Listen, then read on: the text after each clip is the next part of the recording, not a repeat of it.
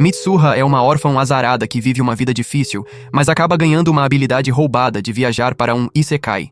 Com esse poder, a espertinha começa a vender coisas da Terra nesse novo mundo por preços absurdos para acumular 2 bilhões de ienes e se aposentar antes dos 30 e viver uma vida de rainha. Tudo começa com a coitada que tá literalmente caindo de um penhasco. Quando ela finalmente volta a si, tá perdida no meio do nada, num campo gigante, tentando entender o que raios aconteceu. Aos poucos ela se lembra. Alguém deu um empurrãozinho nada amigável nela lá de cima. E como se não bastasse, a gente fica sabendo que ela já tinha perdido a família toda, pais e irmão, num acidente. A primeira reação dela é pensar, beleza, bati as botas então. Mas aí, lembrando das conversas com o irmão Otaku, ela saca uma parada. Se ela tá sentindo aquela fome de leão e as dores todas, significa que tá bem viva. Conclusão? Caiu num Isekai da vida. O problema é que ao redor dela só tem mato. Ela anda feito doida por dias até que finalmente cruza com uma menina chamada Colette. A garota é gente boa e leva Mitsuha pra casa dela, mas tem um probleminha. Elas falam línguas totalmente diferentes. É aquela comunicação no gesto e mímica mesmo. Mesmo assim, rola uma apresentação improvisada e Colette fica radiante só de descobrir o nome da nova amiga. No dia seguinte, Mitsuha acorda e, surpresa, tá quitada de todos os machucados. Dando uma olhada ao redor, ela confirma. Esse mundo tá uns séculos atrasado comparado com a Terra. Colette continua preocupada, mas Mitsuha faz questão de demonstrar que tá tinindo. Ela acompanha Colette numa missão de coleta de plantas, e enquanto tá juntando as ervinhas, Mitsuha tem uns pensamentos nostálgicos sobre como o irmão dela devia se sentir querendo proteger a irmãzinha a todo custo. Mas óbvio que a paz não dura. Do nada aparecem uns lobos, e Mitsuha ajuda Colette a subir numa árvore correndo. Ela distrai os bichos, mas na correria acaba tropeçando. Quando o lobo parte pra cima dela, pá! Ela some e aparece de volta na casa dela no Japão. Vendo tudo ainda lá, ela saca que não foi sonho não. Rapidinho ela pega umas armas, o estilingue e o canivete do irmão, e pensa se vale a pena voltar. Mas lembrando da Colette, ela decide. Dane-se, vou nessa. De volta ao outro mundo, ela usa o estilingue para chamar a atenção dos lobos e joga pimenta e temperos para cegar os bichos. Com o canivete, ela finaliza um deles. Os outros lobos saem correndo de rabo entre as pernas, mas Mitsuha também desmaia na sequência. Mitsuha acorda flutuando num lugar bizarro e dá de cara com uma estátua de gato da sorte. O gatinho explica que tá usando essa forma só pra bater um papo, mas que na real é um ser superior feito de energia pura que sai por aí procurando entretenimento. Acontece que Mitsuha meio que roubou uns poderes dele sem querer quando tava caindo do penhasco. O gato, achando engraçado pra caramba, decide deixar ela ficar com os poderes. Ele explica que agora ela pode viajar entre mundos, só precisa imaginar o destino certinho, e ainda ganhou cura acelerada de brinde. Vendo ela como seu passatempo particular, ele pergunta se ela quer mais alguma coisa. Mitsuha pede pra entender todas as línguas, o gato aceita numa boa e vaza. Quando Mitsuha desperta de novo, tá na casa da Colette e, milagre, agora ela entende perfeitamente o que a menina fala. Ela agradece por ter cuidado dela e Colette fica chocada de ouvir ela falando normalmente. Mitsuha inventa que recuperou a memória. O pai da Colette aparece pra agradecer por ela ter protegido a filha e ainda paga umas moedas de ouro por ter matado o lobo. Mitsuha começa a pensar na situação dela. Como será que o irmão usaria esse poder? Ela tinha recebido uma herança dos pais, mas não era lá essas coisas. Pensando bem, já que esse mundo é mais atrasado, ela pode trazer produtos da Terra e vender por ouro aqui. Mas como o poder pode sumir a qualquer momento, ela precisa fazer uma grana preta rápido. Ela calcula que vai precisar de 1 bilhão de ienes, uns 10 milhões de dólares para viver tranquila. Mas como quer se aposentar nos dois mundos, a meta vira 2 bilhões de ienes. Ela começa a pensar nos itens que pode vender. Fósforos, isqueiros, até ambientador para banheiro. Porque aparentemente os banheiros daqui devem feder horrores. Conversando com uns caras da vila, ela descobre sobre o senhor feudal da região e o rei. Mitsuha decide que precisa ir para a capital, mas Colette escuta a conversa e fica tristinha. Mitsuha explica que tem amigos esperando por ela na capital e promete voltar para visitar. Na manhã seguinte, ela pega uma carruagem até a cidade do senhor feudal, planejando conseguir o apoio dele antes de seguir para a capital real. No meio do caminho, Mitsuha tem uma revelação. Ela tá fedendo. Não tomou banho desde que chegou nesse mundo. Ela pede pro cocheiro parar, espera ficar sozinha e teleporta de volta pra casa. Depois de um banho maravilhoso, ela converte todos os seus bens em dinheiro vivo. Faz umas pesquisas na internet e, graças ao poder de idiomas, consegue entender sites estrangeiros tranquilamente. Ela procura empresas de segurança privada e acha uma chamada Wolf Fang. Usando o Google Maps para achar o local exato, ela teleporta direto pro complexo deles na América do Sul. Ela paga uma grana pro guarda e consegue falar com o chefão da empresa. Mostra o ouro do outro mundo para ele avaliar. Vale uns 200 dólares a peça. Mitsuha faz as contas. Vai precisar juntar 80 mil moedas de ouro para bater a meta. Eles fecham um acordo onde ela compra umas armas e ainda ganha treinamento de tiro para autodefesa. Ela continua pesquisando sobre sociedades medievais para decidir que produtos vender. Compra umas joias e até manda fazer uma roupa customizada. Com tudo preparado, ela volta pro outro mundo. Mitsuha chega na residência do senhor feudal, mas os guardas barram ela porque não tem hora marcada. Nisso passa uma carruagem e ela descobre que dentro estão os filhos do senhor. Mitsuha bola um plano na hora. Teleporta na frente da carruagem e espera. Quando a carruagem se aproxima, ela acende uns rojões que fazem os cavalos pirarem. Ela finge que foi atropelada pela carruagem. Os garotos ficam desesperados e levam ela pra dentro. Quando ela acorda, conhece o senhor feudal Klaus. Ele se desculpa pelo incidente, e Mitsuha fica aliviada ao ver que parecem ser gente boa. Mais tarde, Mitsuha se apresenta como uma nobre de um país distante chamado Japão. Vendo a roupa chique dela, Klaus acredita na história. Mitsuha explica que foi atacada por uma fera selvagem e se separou dos companheiros, mas foi salva pelo povo da cidade, então veio agradecer. Ela presenteia ele com um canivete suíço que deixa todo mundo babando. Klaus pergunta sobre os planos dela, e Mitsuha diz que tá indo pra capital. Ele comenta que tá tarde e oferece a carruagem dela pra manhã seguinte, mas Mitsuha diz que tá dura. Klaus acha estranho porque o canivete que ela deu vale umas 12 moedas de ouro fácil. Ele insiste pra ela passar a noite, mas fica com o pé atrás com a história dela. No quarto, Mitsuha veste um vestido bonito e junta-se à família pro jantar. Klaus apresenta todo mundo. A esposa Iris, os filhos Alexis e Theodor e a filha Beatrice. Enquanto come, Mitsuha fica meio decepcionada com a qualidade da comida, mesmo sendo nobres, mas engole tudo pra ser educada. Depois da refeição, Klaus questiona quem ela realmente é. Mitsuha conta uma história emocionante de como fugiu do país para evitar uma disputa de sucessão depois que os pais morreram e que planeja recomeçar nesse novo país. Klaus se comove com a história. Mitsuha diz que ia vender o colar dela por ouro, mas Iris fica em choque. Pérolas são raríssimas e ter um colar inteiro delas é praticamente impossível. Mitsuha oferece dar o colar para ela, deixando todo mundo pasmo. Klaus fica calculando o valor da joia, e Iris solta que aquilo é um tesouro nacional. Não tem ouro no mundo que pague. Klaus sugere leiloar, mas Iris rejeita na hora, dizendo que se alguém descobrir sobre o colar, vão matar por ele. Mitsuha tinha planejado trocar o colar pelo apoio e financiamento do senhor. Ela sugere desmanchar o colar, e Iris quase tem um treco com a ideia. Mitsuha pergunta o que pode fazer para conseguir dinheiro, e insiste em dar o colar para Iris.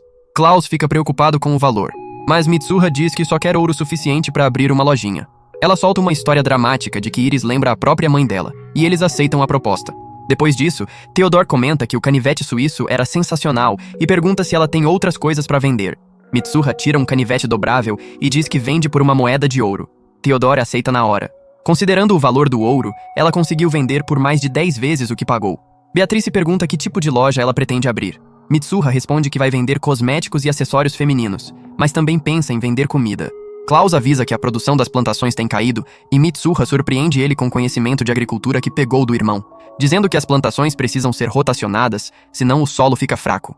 Mitsuha começa a falar empolgada sobre inventar coisas novas para ganhar dinheiro, tá se divertindo tanto que até confunde eles com os próprios pais. Ela começa a chorar lembrando da família, e Klaus a consola. Apesar das lágrimas, Mitsuha parte no dia seguinte com o dinheiro e apoio do Sr. Klaus. Ele manda servos acompanharem ela e partem rumo à capital real, animada com a jornada pela frente.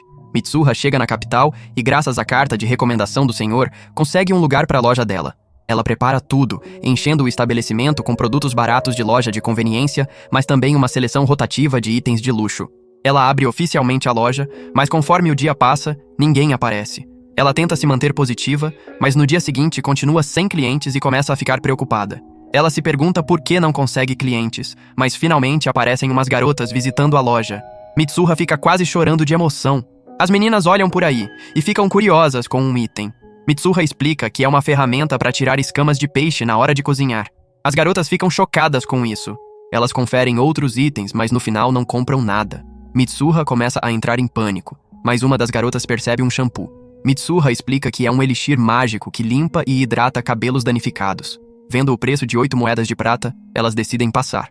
Mitsuha corre atrás delas oferecendo uma amostra grátis, mas as meninas dizem que preferem comida. Desesperada, sem saber quando terá mais clientes, Mitsuha oferece comida de graça também, implorando para ficarem. As garotas relutantemente aceitam, e Mitsuha chora agradecendo. Ela começa levando uma delas pro chuveiro. As amigas ficam preocupadas, mas a garota logo curte a experiência de um banho quente. Mitsuha usa o shampoo no cabelo dela e ainda dá uma amostra do sabonete líquido. Enquanto seca o cabelo da menina, as amigas acham que o secador deve ser mágica. O cabelo da garota fica macio e brilhante, e todas ficam impressionadas. Elas acabam comprando tanto o shampoo quanto o sabonete, e Mitsuha ainda vende um broche. O estômago das meninas ronca. Então Mitsuha começa a preparar comida. As garotas se assustam ao ver fogo sem lenha e começam a achar que ela é uma bruxa. Elas ficam com medo, mas Mitsuha logo volta com uma sopa. Elas ficam de queixo caído com o sabor, mas na real era só uma sopa instantânea. Mitsuha traz peixe em seguida, e as meninas ficam chocadas. Mitsuha fica confusa sobre por que elas reagiram assim ao peixe, achando que fez algo errado, mas as garotas curtem mesmo assim. Mitsuha continua servindo prato após prato, e as meninas acham tudo incrível. Como presente de despedida, Mitsuha dá chocolate para elas dividirem com as colegas. Quando as garotas saem, Mitsuha fica feliz por finalmente ter feito a primeira venda, esperando que elas espalhem a palavra sobre a loja e tragam mais clientes. Mas as meninas ficam preocupadas olhando pro chocolate, achando que Mitsuha é uma bruxa. Elas decidem que precisam fazer o que foram mandadas e compartilhar com as colegas. Elas levam o chocolate pro Marcel, o chefe principal da casa delas. Enquanto Marcel experimenta o chocolate, as garotas ficam nervosas, mas ele acha delicioso, com um sabor rico demais. Ele exige saber onde conseguiram aquilo, mas nesse momento a senhora da casa entra. As meninas explicam tudo o que aconteceu, e a dama oferece comprar o shampoo delas para experimentar. Marcel pergunta sobre a experiência delas comendo peixe, e as garotas confirmam que era peixe fresco. O senhor fica confuso sobre como é possível, já que a vila de pescadores mais próxima fica a 10 dias de carroça. Então, mesmo com uma carruagem rodando sem parar, seria impossível ter peixe fresco na capital. O senhor decide mandar Marcel investigar os segredos da Mitsuha. No dia seguinte, ele visita a loja. Marcel também acha o descamador de peixe interessante. Ele acaba escolhendo um monte de itens, mas quando vai pagar, pergunta por que ela está vendendo um descamador de peixe, revelando que eles estão longe de qualquer água, então não tem peixe na capital. Mitsuha percebe o erro dela e entende por que as meninas ficaram tão surpresas. Marcel continua e pergunta se pode comprar peixe dela. Ele explica que é o chefe da casa Rainer. Assumiu como chefe quando o anterior ficou doente. Agora ele está responsável pelo banquete do baile de debutante da filha, a senhorita Adelaide. É um evento de maioridade onde ela é apresentada à alta sociedade.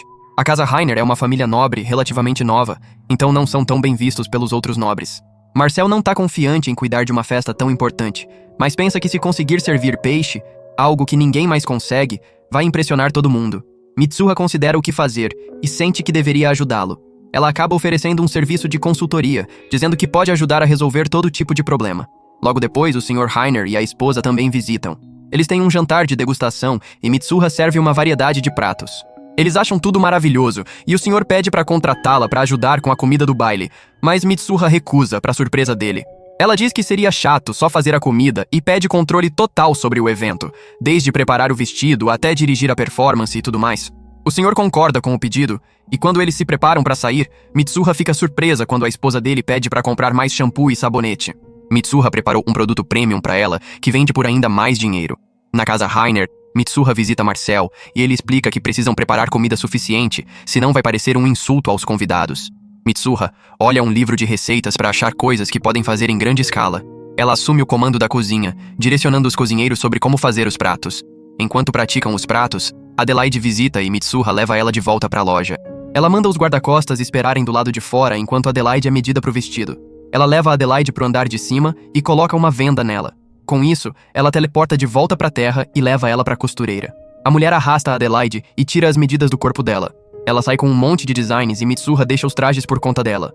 Mitsuha diz pra Adelaide não se preocupar e que ela entende o quanto os pais dela estão se esforçando, então não podem falhar. Mitsuha manda ela embora e também fica determinada a fazer dar certo. Mitsuha fica tão ocupada preparando as coisas pro baile que nem consegue abrir a loja. A gente vê alguém tentando entrar, mas a noite do baile chega e inicialmente os nobres não ficam muito impressionados com a comida. Rainer agradece todos os nobres por virem e pede para se prepararem pro espetáculo. As cortinas se abrem enquanto Mitsuha começa a falar num alto-falante. Ela apresenta a Adelaide, que sai num lindo vestido branco. Eles acham ela encantadora e ficam impressionados com o design do vestido. Eles ficam confusos sobre como conseguem ver um campo de flores, mas na real é só Mitsuha usando um projetor. Adelaide troca para uma fantasia de armadura e faz um show enquanto Mitsuha narra para o público. Os convidados ficam impressionados e Adelaide se prepara para a troca de roupa final. Adelaide se apresenta oficialmente e os nobres aplaudem ela. Depois disso, Mitsuha anuncia que além da comida normal, eles estão servindo alguns pratos estrangeiros especiais no fundo. Quando os pratos são examinados, eles ficam chocados ao encontrar peixe. Eles questionam se é seguro comer, mas acabam experimentando mesmo assim e acham delicioso. Todo mundo parece estar curtindo a comida e Mitsuha acha que tá tudo indo bem. Mas de repente, ela é agarrada.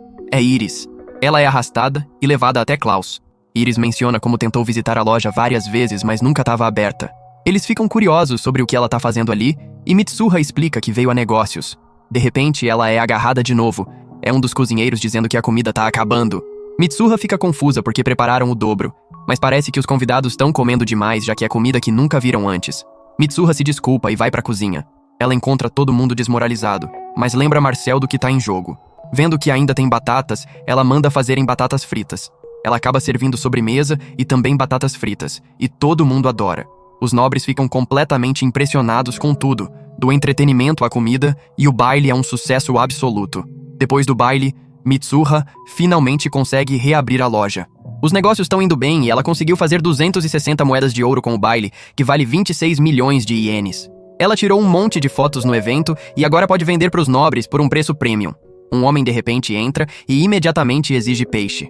Mitsuha finge que não tem nenhum, mas o cara começa a ficar agressivo, exigindo o peixe ou então. Ele é o chefe principal do Barão Turk, e depois de participar do baile, o barão cansou da comida normal dele. O homem acredita que poderia fazer comida tão boa quanto, só precisa dos ingredientes. Então exige o peixe. Mitsuha explica que não trabalha vendendo peixe, mas o homem a ameaça. Porém, Iris de repente chega.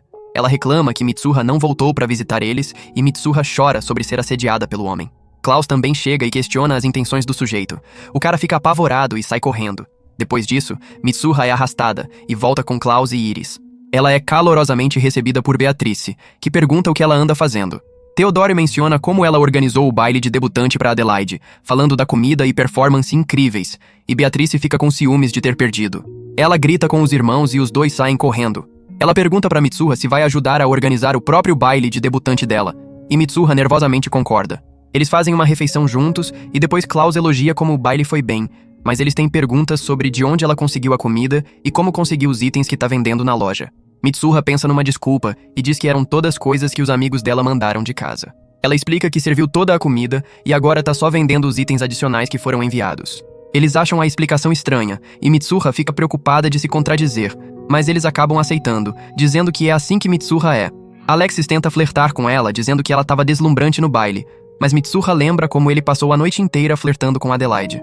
Klaus segue em frente, e eles acabam conversando sobre como melhorar a agricultura dele pelo resto da noite. Quando Mitsuha vai pro quarto, Beatrice vem visitar. Elas começam a conversar sobre o baile de debutante dela, e Mitsuha descreve como organizaria, com uma carruagem linda, comida deliciosa e até fogos de artifício. Beatrice pergunta sobre a vida amorosa da Mitsuha, mas ela admite que nunca namorou de verdade. Beatrice pergunta sobre o tipo dela, mas Mitsuha percebe que ela tá lendo um bilhete e exige saber quem mandou ela perguntar. Ela acha o bilhete e Mitsuha exige a verdade. Ela ameaça não organizar o baile de debutante dela, e Beatrice rapidamente revela que foi o irmão Alexis que mandou ela perguntar. Ela também tem perguntas do Theodore e até do Klaus. Mitsuha fica surpresa com isso, e Beatrice diz que todos eles pagaram uma moeda de ouro por cada pergunta. Mitsuha oferece uma moeda de ouro também para enganar os garotos, e Beatrice rapidamente aceita. No dia seguinte, Mitsuha tá de volta na loja, mas parece que vai chover, então não espera clientes. Ela pensa em começar a vender guarda-chuvas, mas de repente um homem suspeito entra na loja. Mitsuha tá pronta para se defender, mas uma garota de repente entra. Ela chama pelo homem e ele parte para cima dela, mas ela facilmente o desarma. O homem pega uma das facas da Mitsuha e ameaça fazer ela de refém, mas Mitsuha joga spray de pimenta nele e o cara sai correndo. Percebendo que ele levou a faca, Mitsuha corre atrás dele. Enquanto o homem corre, um arqueiro atira nele do telhado e ele fica cercado por outros aventureiros. O homem é capturado e Mitsuha fica empolgada por conhecer aventureiros de verdade. Ela pergunta se eles aceitariam uma missão dela e eles ficam surpresos com o pedido. Eles voltam pra loja e o grupo se apresenta. Tem Sven, o espadachim, Sepp, o lanceiro, Grit, o guerreiro e Ilse, a arqueira.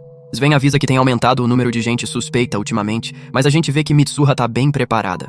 Eles perguntam sobre a missão e Mitsuha explica que quer acompanhar eles na próxima caçada para atuarem como guarda-costas e apoio. Ela também quer estocar itens úteis para aventureiros, então quer ver como eles operam. O grupo discute a missão e acabam aceitando. Mitsuha imagina como vai ganhar mais dinheiro e vai numa loja de ferragens se preparar. Os aventureiros se preparam para sair e ficam surpresos com a aparência estranha dela. Eles partem e vão para a floresta. Quando fazem uma pausa, Mitsuha pergunta como o trabalho tá indo para eles, mas eles revelam que as coisas estão relativamente calmas, então só estão sobrevivendo com bicos. Por isso ficaram felizes que Mitsuha os contratou. Eles começam coletando umas ervas e o grupo monta acampamento para a noite. Olhando para os colchões básicos, Mitsuha se pergunta o que fazer se chover. Ela acaba montando uma barraca instantânea e o grupo fica impressionado com a visão. As meninas começam a preparar uma sopa, mas Ilse admite que não fica muito boa. Eles têm dificuldade para acender a fogueira e Mitsuha pede para tentar. Usando fluido para isqueiro e um isqueiro, ela acende o fogo instantaneamente. Mais tarde à noite, Mitsuha compartilha um pouco da comida dela dizendo que tem demais. Ela dá sopa minestrone para eles e o grupo acha uma delícia. Eles ficam igualmente impressionados com as outras comidas e Mitsuha se pergunta se conseguirá vender isso. Sven sugere que definitivamente haveria nobres interessados e até os militares comprariam a comida dela. Mitsuha planeja deixar acessível até para plebeus como eles, e todos ficam profundamente tocados. Mitsuha se prepara para dormir, vestindo o maiô para tomar banho, mas quando os outros veem ela, tem uma reação extrema e as meninas cobrem ela. Eles ficam chocados que ela tá praticamente pelada e Mitsuha percebe que vacilou. As meninas acabam escoltando ela enquanto toma banho. Ela diz para elas se juntarem, mas eles acham ela esquisita. No dia seguinte, o grupo vai caçar e a gente vê Yu se atirar, mas errar o alvo.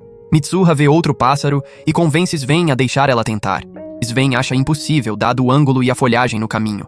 Mas Mitsuha mira a besta e instantaneamente acerta. Todos ficam chocados e a gente vê que Mitsuha treinou com a besta no grupo de mercenários. Eventualmente, eles começam a voltar para a cidade, mas no caminho Mitsuha precisa usar o banheiro, então se afasta dos outros. Enquanto tenta fazer as necessidades, ela dá de cara com um javali. Mitsuha sai correndo, mas não consegue despistar ele. Sem outra escolha, ela pega a arma e despeja tudo no javali. Ele pula nela, mas acaba caindo morto. O grupo dela vem correndo e ela espeta o javali com as flechas para parecer que matou com a besta. O grupo fica confuso com a cena enquanto Mitsuha explica como acabou com ele usando a besta.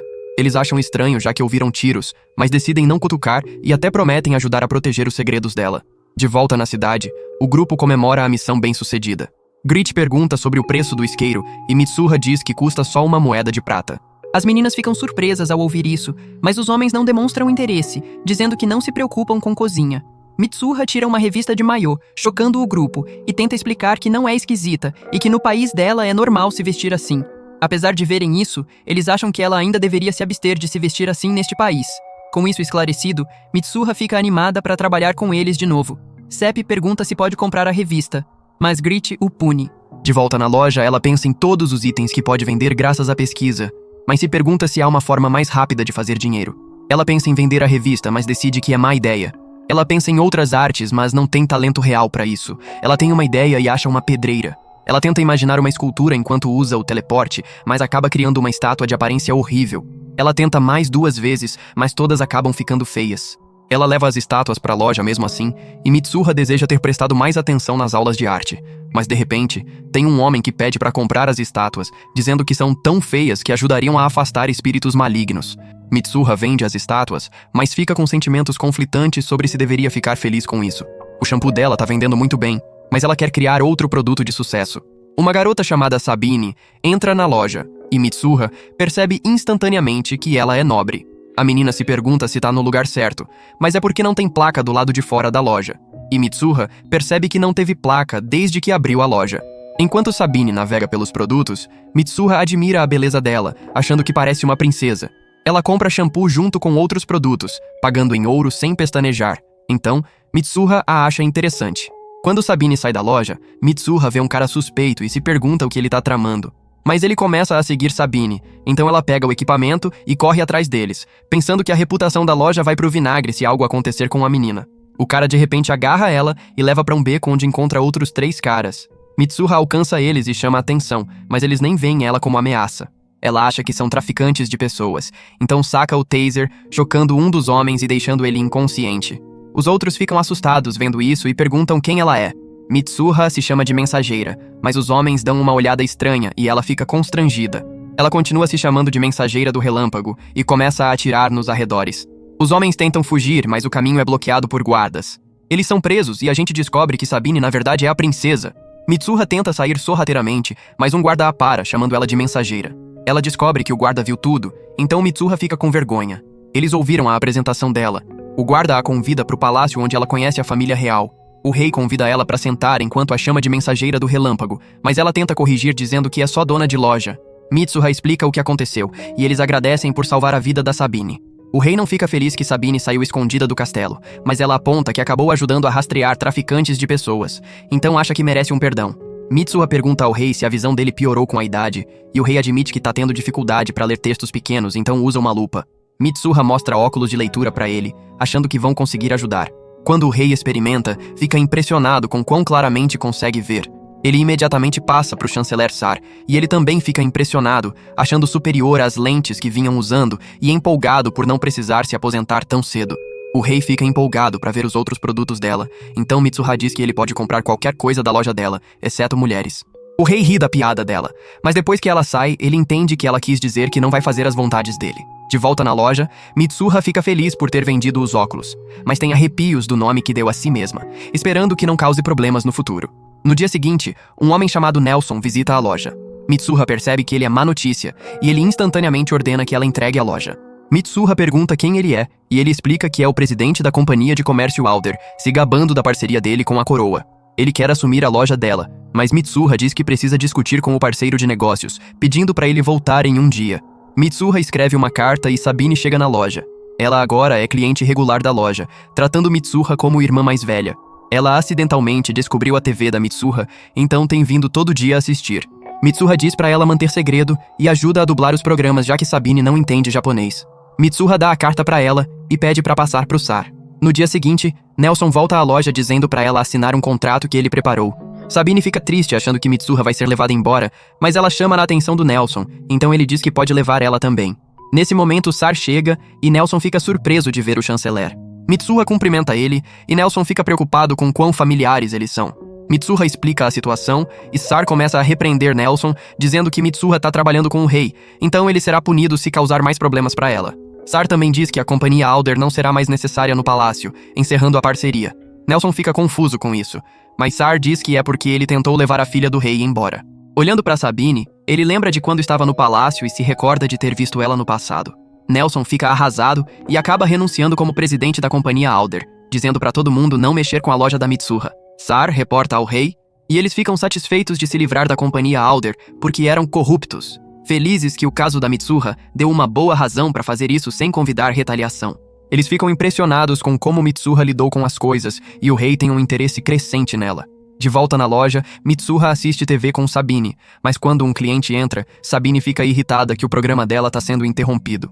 Os óculos da Mitsuha começam a vender graças ao chanceler, mas uma garota chamada Alina de repente aparece pedindo ajuda.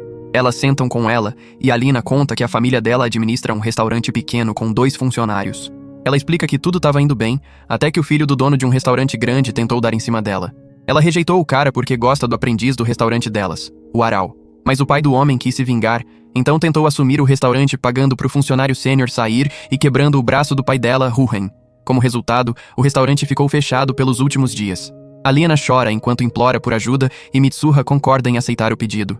Alina apresenta todo mundo no restaurante para Mitsuha e Ruhen quer contratar um novo cozinheiro, mas Mitsuha explica que vai ser difícil achar um chefe habilidoso e o outro restaurante pode mandar alguém deles para sabotar.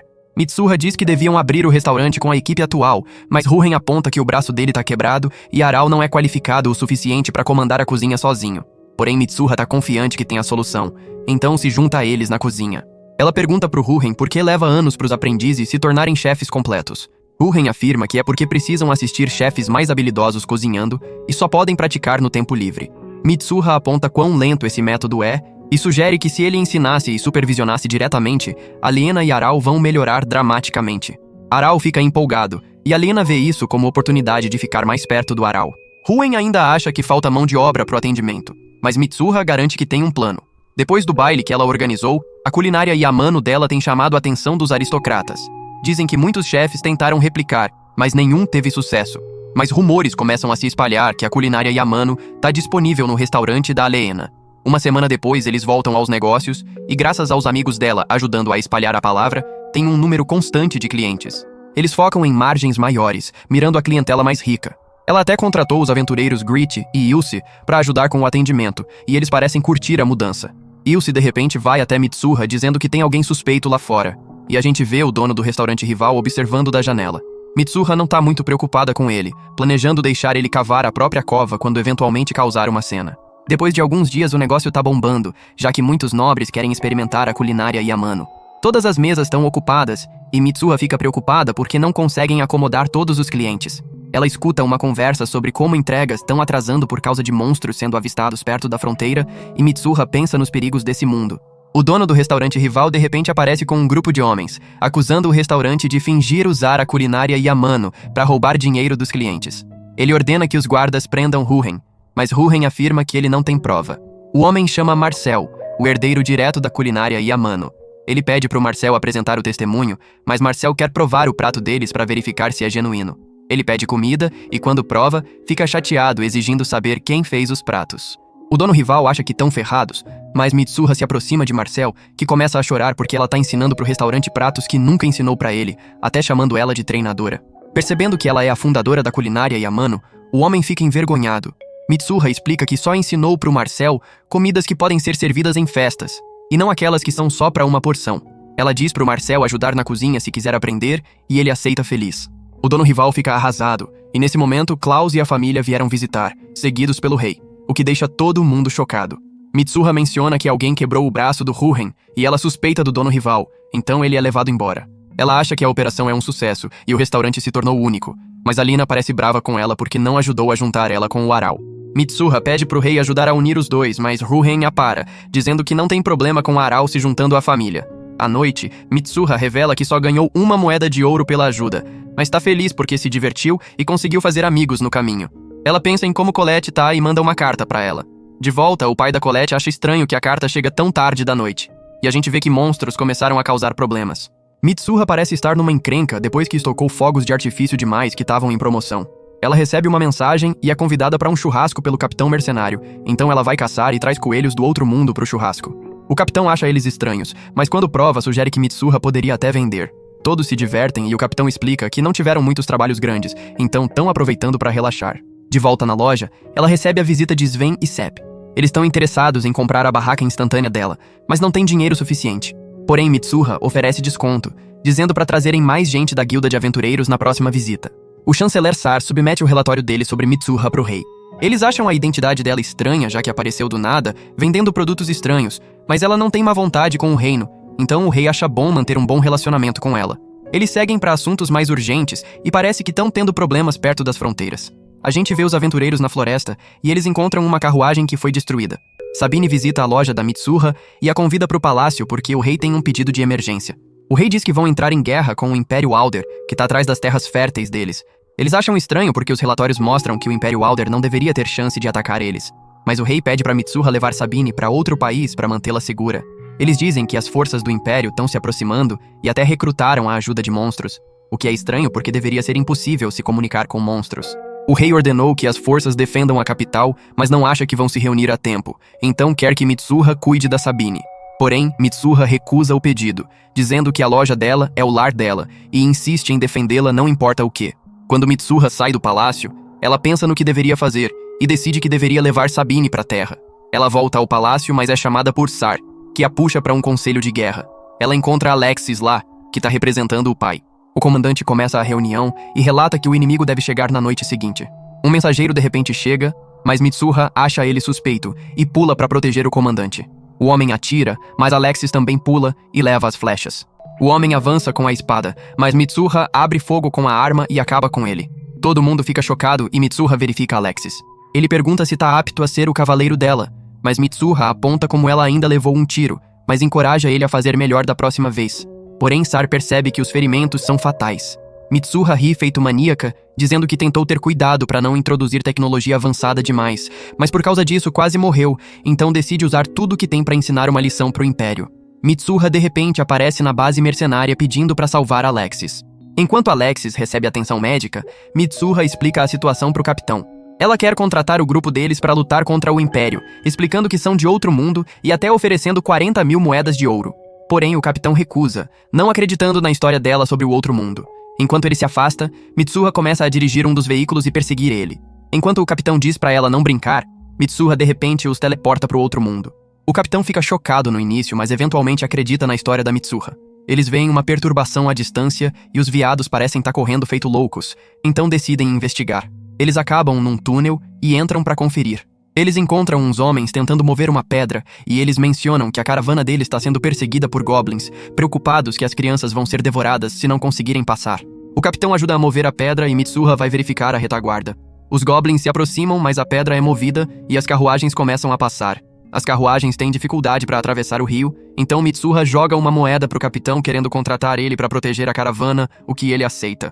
Eles abrem fogo nos goblins, mas eles conseguem se levantar de novo. Mitsuha continua atirando nos goblins, mas tem pouco efeito. Porém, o capitão atira na cabeça deles, o que é suficiente para acabar com eles. O capitão tem munição limitada e acha que só consegue segurar eles por alguns minutos. Mitsuha pensa em teleportar embora, mas não quer deixar os aldeões. Ela tem uma ideia e deixa o capitão segurar a linha enquanto ela teleporta. Quando retorna, ela começa um fogo para manter os goblins longe e até joga um monte de fogos de artifício que começam a explodir e causar caos. O controlador de monstros inimigo é atingido por um fogo de artifício e todos os goblins são eliminados. Eles comemoram com os aldeões e o capitão finalmente acredita em tudo na história da Mitsuha, então decide aceitar o trabalho dela de lutar contra o Império. Eles começam a preparar as forças e Mitsuha dá um discurso inspirador que anima os homens. O capitão fica impressionado com o discurso dela, mas era só um anúncio de recrutamento que ela viu uma vez. Os homens preparam o equipamento e Mitsuha os teleporta para o outro mundo. Enquanto isso, no palácio, um mensageiro traz notícias que 20.000 tropas inimigas chegaram fora da capital. O rei acha que a única opção é se barricar. Mas nesse momento, um guarda relata a atividade no pátio e as forças da Mitsuha chegaram. O rei fica radiante ao vê-la, e ela diz que vai lidar com o inimigo. Eles dividem as forças para vigiar cada portão, montando armas e homens nas muralhas. Quando Mitsuha se aproxima do portão, ela declara para o povo que vai protegê-los. Um velho a reconhece porque estava por perto quando Mitsuha salvou Sabine e fingiu ser a mensageira do relâmpago, e o povo começa a aplaudir ela. Ela sai pelos portões e o inimigo tá esperando, achando que estão mandando vagões para ganhar tempo. O general manda um homem negociar, mas quando ele se aproxima, o sniper da Mitsuha atira no braço dele. O inimigo fica surpreso, já que nunca viram armas, e os homens da Mitsuha abrem fogo mirando nas pernas. Mitsuha recebe um relatório que todos os grupos de monstros são acompanhados por um humano, então ela ordena que os controladores de monstros sejam eliminados. O general inimigo entra em pânico ao saber que perderam controle dos monstros, achando que todos os sacrifícios ficaram inúteis. Ele ordena mandar os monstros à força, mas os homens da Mitsuha atiram de novo, mirando em qualquer um que tá dando ordens e empurrando os monstros para mandá-los de volta contra as forças do Império. Conforme mais homens são eliminados, os soldados restantes começam a desistir. Em vez de eliminar todo mundo, uma vez que cerca de 30% estão mortos, o inimigo geralmente desiste. O inimigo começa a recuar, mas nesse momento são abordados por um enxame de cavaleiros Wyvern. O general inimigo prepara o contra-ataque, esperando chover lanças de cima e invadir a capital. Mas os mercenários estão preparados com armas antiaéreas que abrem fogo e devastam completamente os cavaleiros Wyvern em apenas um momento. Anos de treinamento e financiamento do Império foram completamente destruídos. O general cai em descrença, mas o chão de repente treme e um dragão ancião enorme aparece. Todo mundo fica chocado de ver um dragão e o rei percebe por que o Império decidiu atacar de repente e como conseguiram controlar os monstros. O dragão decide atacar diretamente, mas Mitsuha lança uma cortina de fumaça e, usando um drone, ela se projeta para falar com o dragão. Mas o dragão se recusa a ouvir e ataca com o sopro, mas Mitsuha teleporta para sair do caminho. Ela ordena que os homens atirem e o dragão é atingido de todos os lados. Ele começa a tomar dano, mas o dragão cria uma barreira para se proteger. Ele carrega o sopro e retaliam, mas Mitsuha teleporta de novo. Eles atacam com foguetes, mas não é suficiente para quebrar a barreira do dragão. Mitsuha bola um plano, e quando o dragão abaixa a barreira para lançar o sopro, Mitsuha teleporta na frente dele e lança um foguete na boca. Ela teleporta para segurança, e a gente vê que o foguete quebrou um dos dentes do dragão. Eles continuam atirando no dragão, e ele percebe que não tem chance, então foge. O chanceler implora para ele voltar, mas Mitsuha abre fogo neles de novo, e o Império é forçado a recuar. Mitsuha deixa o resto pro reino, e eles encontram o dente do dragão. Mitsuha deixa o capitão ficar com ele de presente e retornam para a cidade. Todo o povo aplaude ela, e Mitsuha vai encontrar o rei. O rei pergunta onde estão os companheiros dela, mas ela diz que já foram embora. Sabine vem correndo, feliz que Mitsuha tá bem. Mitsuha volta para a loja depois de tudo e recebe uma carta da Colette preocupada com a segurança dela. Sabine vem visitar trazendo uma carta do rei. Ela é convidada para o palácio para uma cerimônia de recompensa. O rei começa recompensando aqueles que contribuíram para a guerra. Alexis recebe o título de barão por proteger Mitsuha e o comandante. Quando chega a vez da Mitsuha, ela pede para o rei recompensar aqueles que ela trouxe para ajudar a lutar, já que prometeu 40.000 moedas de ouro. Ela afirma que os homens dela foram a grandes esforços e problemas para salvar o reino. Ouvindo isso, todos os nobres oferecem ouro para pagar os salvadores, e o rei diz pro Sar dar o máximo que puder. O rei pergunta se ela tem outros pedidos, e Mitsuha pede para se tornar cidadã do reino. O rei aceita o pedido e concede a ela o título de viscondessa. Mitsuha leva todo o ouro pro capitão, mas ele diz para ela ficar com ele porque vendeu o dente do dragão para um professor que, depois de analisar, vê um número infinito de aplicações. Então, o capitão tem certeza que vai ficar rico. Mitsuha pergunta se vão se aposentar de serem mercenários, mas o capitão diz que vão estar por perto se ela precisar de ajuda. De volta ao palácio, Mitsuha oficialmente recebe o novo título. O rei pede para ela aceitar o título do Alexis, já que ele não pôde vir, mas Mitsuha recusa, o que causa comoção. Mas Alexis de repente aparece e Mitsuha diz que ele pode aceitar o título ele mesmo. Mitsuha volta para visitar Colette e conta tudo o que aconteceu desde que saiu. Quando menciona que virou nobre, Colette começa a agir formalmente com ela, mas Mitsuha diz para não se preocupar porque ainda é a mesma pessoa que conheceu no início. A gente vê ela fechando a loja enquanto se muda da capital para suas próprias terras, onde finalmente pode se aposentar depois de fazer toda a grana. Mas é aí que esse vídeo termina. E por hoje é isso, pessoal. Se curte recaps de anime como este, comente qualquer coisa aí nos comentários. Eu sempre leio todos. Confere também esse outro vídeo aí, você vai adorar. Obrigado por assistir e até o próximo vídeo.